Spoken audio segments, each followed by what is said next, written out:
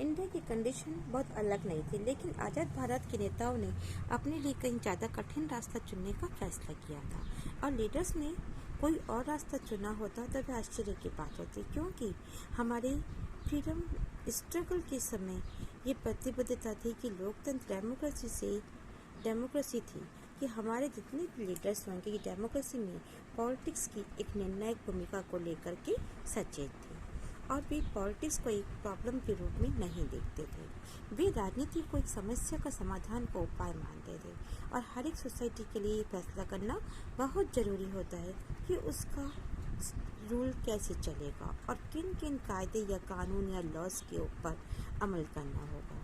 तो चुनने के लिए हमेशा कई ऐसे नीतिगत विकल्प होते हैं कि किसी भी समाज में सोसाइटी में कई समूह या ग्रुप होते हैं, उनके एक्सपेक्टेशंस अलग अलग होते हैं और एक दूसरे के वो अपोजिट भी होते हैं। ऐसे में अलग अलग समूह के हितों में आपसी टकराव या कॉन्फ्लिक्ट भी हो सकते हैं। तो इन कॉन्फ्लिक्ट से हम कैसे निपट सकते हैं, इन्हीं क्वेश्चन का जवाब है।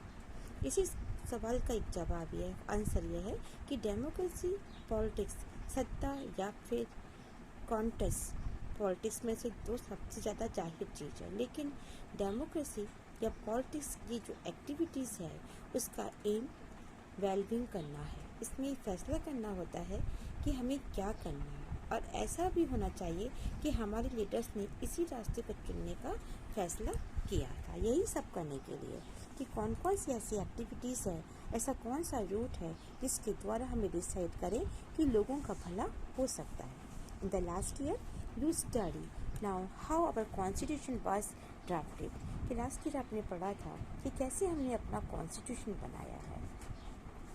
You would remember और आपको ये याद भी होगा that the constitution was adopted on 26 November 1949 and signed on 24 January 1950. It come into the effect on 26 January 1950.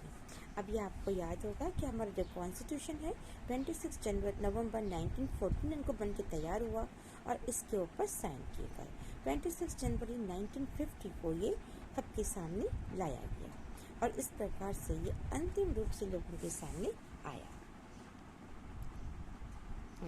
At that time the country was being ruled by an interim government और इस समय जो भी रूल आया वो एक अंतरिम सरकार यानी इंटरिम गवर्नमेंट के समय आया था, उसी ने चलाया था। It was now necessary to install the first democratic elected government of the country और ये वो वक्त था जिस समय हमारी कंट्री के अंदर एक डेमोक्रेटिक गवर्नमेंट जो चुन करके आई थी उसने अपना शासन चलाया, जो इलेक्ट होकर के आई थी।